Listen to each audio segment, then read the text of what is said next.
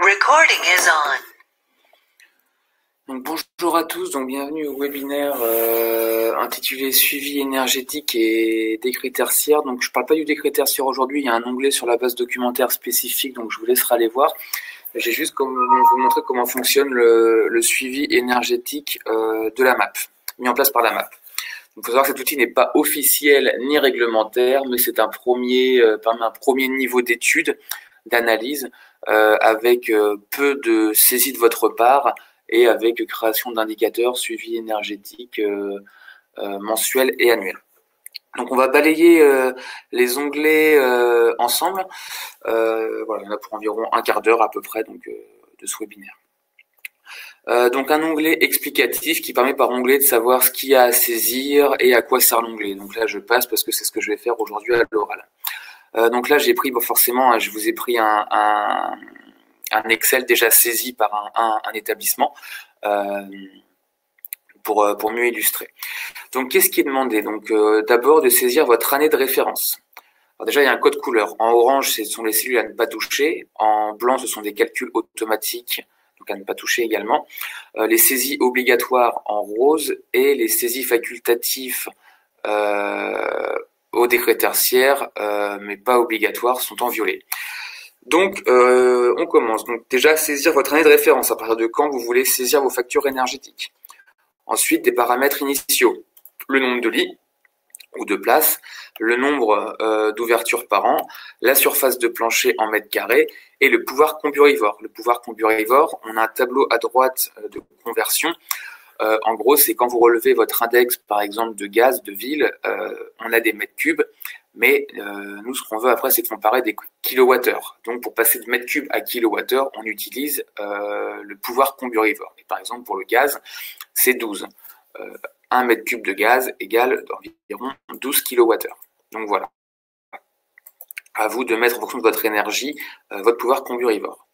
Ensuite, il y a un petit texte explicatif sur qu'est-ce que c'est les DJU. Les DJU, c'est les degrés jours unifiés. Ça prend en compte la rigueur climatique.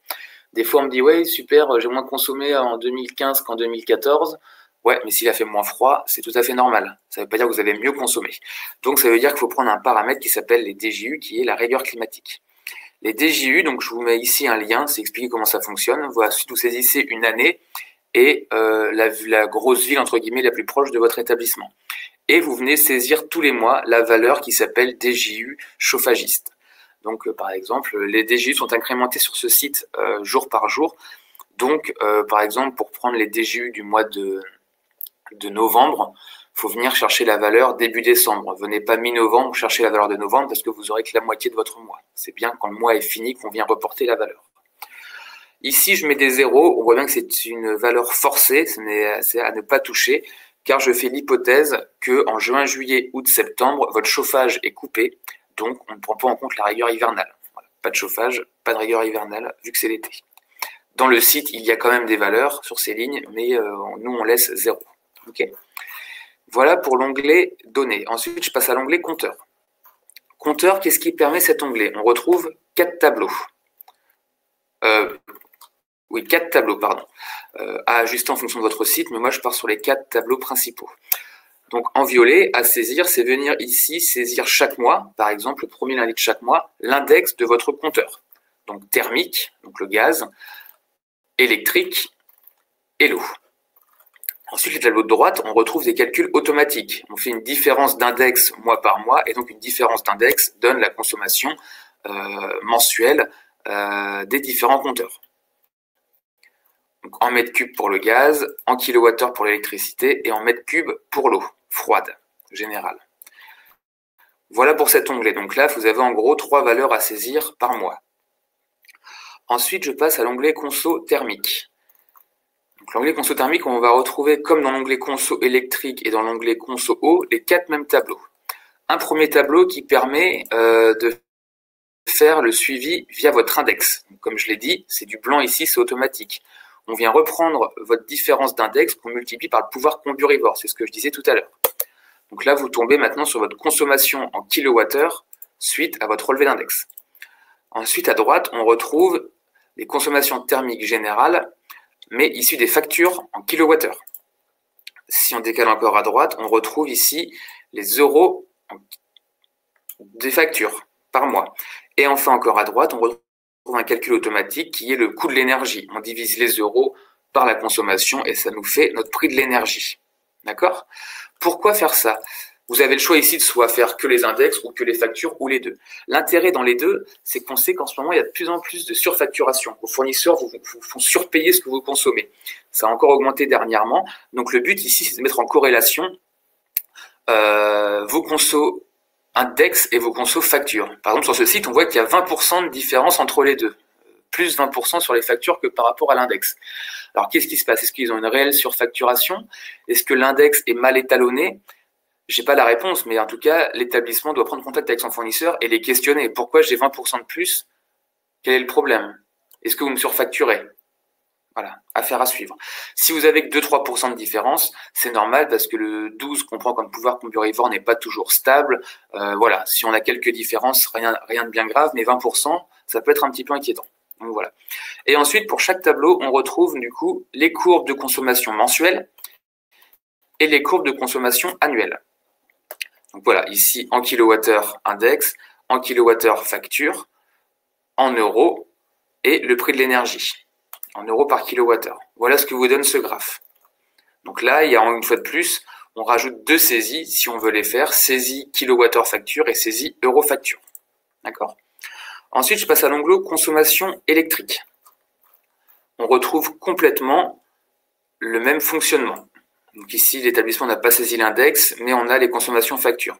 L'établissement passe à la LED depuis un certain temps, donc on voit bien 20% de gain kilowattheure depuis entre 2013 et 2020. Cependant, on voit que son coût annuel d'électricité reste constant, ce qui est normal car on voit qu'il y a eu 20% d'augmentation du prix de l'énergie, de la molécule, depuis la même période. Donc en fait, l'établissement n'a pas réduit son coût annuel d'électricité, mais a évité, et c'est très bien, le surcoût d'électrique lié à l'augmentation du prix de cette énergie.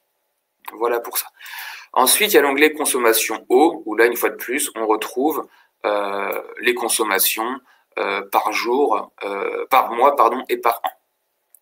Ça évite aussi de voir les dérives, les fuites d'eau, parce que sinon on n'a que 2 factures par an, c'est un petit peu juste.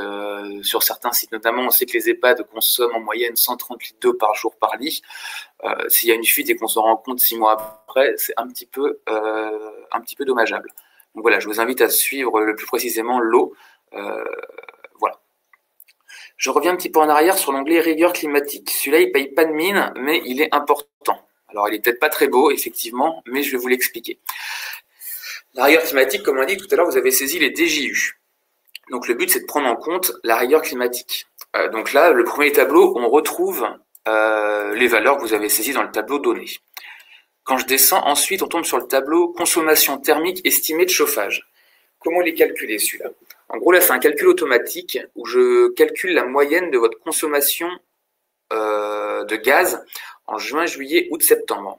C'est l'été. L'été, on consomme du gaz, mais le gaz, ça veut dire qu'il nous sert seulement à faire l'eau chaude sanitaire parce que le chauffage est à l'arrêt. Donc, si je fais une conso moyenne de ces 4 mois, je peux faire l'hypothèse que si je fais un x12, je vais trouver ma consommation annuelle d'eau chaude sanitaire.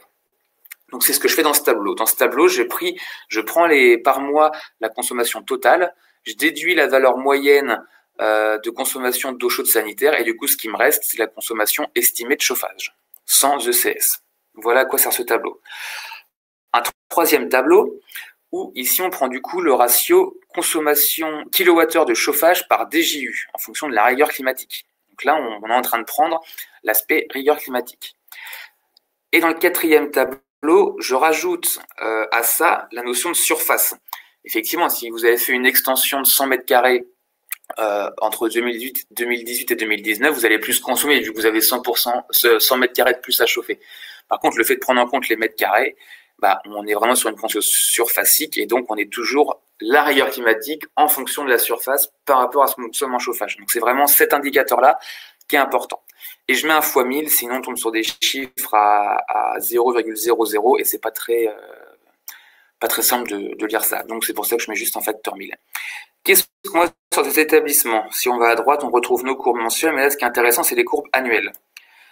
Cet établissement, entre 2013, la courbe bleue, et 2018, la courbe orange, n'a fait aucun travaux d'efficacité énergétique liés au chauffage. Donc, on tombe sur des courbes stables. On consomme plus ou moins, mais quand on met ça par rapport à la rigueur climatique, on est stable. Donc, c'est logique. Par contre, cet établissement, ce qu'il a fait entre 2018 et 2019, c'est qu'il a isolé son vide sanitaire en sous-face de dalle. Donc ça lui a fait 2-3% de gain énergétique, mais ce qu'il a pu faire suite à ça, c'est baisser sa température de consigne de chauffage de 1,5 à 2 degrés. Et c'est là qu'il a fait le reste de ses consommations qui sont élevées au bout du compte à 15%. Donc cet établissement a fait 15% de gain d'énergie sur le chauffage,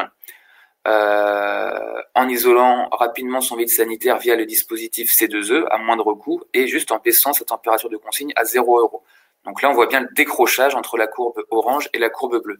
Et c'est ça qui est important à regarder sur votre établissement. Comment évolue chaque année ce ratio de kWh par DJU par mètre carré. Voilà. Je continue mes petits onglets. Électricité, on a parlé. Eau, on a parlé. Et là, je vais sur indicateur. Donc celui-là, il peut faire un petit peu peur. Il n'est pas très séduisant, je vous l'accorde. Mais il a le mérite de donner des valeurs. Donc là, on retrouve plusieurs indicateurs, donc de consommation en kilowattheure par mètre carré thermique, électrique, le gain par rapport à notre année de référence, en prenant la rigueur climatique, notre consommation d'eau, et à la fin, par exemple, le coût énergie journalier par personne sur le site, en prenant la thermique, l'électricité et en prenant l'eau. Donc voilà, ça permet ici de voir un peu, voilà, de centraliser un peu toutes les données pour voir comment on évolue d'année en année. Donc voilà. Et avec les petites courbes, certaines courbes à droite pour illustrer ça de manière un peu plus graphique. Voilà pour l'onglet indicateur. Et ensuite un onglet consommation totale. Donc là, qui recense, comme son nom l'indique, par poste énergétique en kilowattheure, en euros, vos coûts. Et votre coût d'augmentation de l'énergie. Voilà.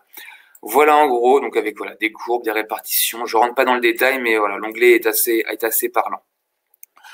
Et enfin, un dernier onglet qui s'appelle décret tertiaire. Alors une fois de plus, je rappelle que ce logiciel est une estimation, il n'a rien d'officiel, rien de réglementaire, mais voilà, j'ai essayé de faire des petits calculs pour un peu estimer, je dis bien estimer, nos gains électriques et de chauffage par rapport à l'année de référence que nous avons choisie, et donc estimer les gains totaux.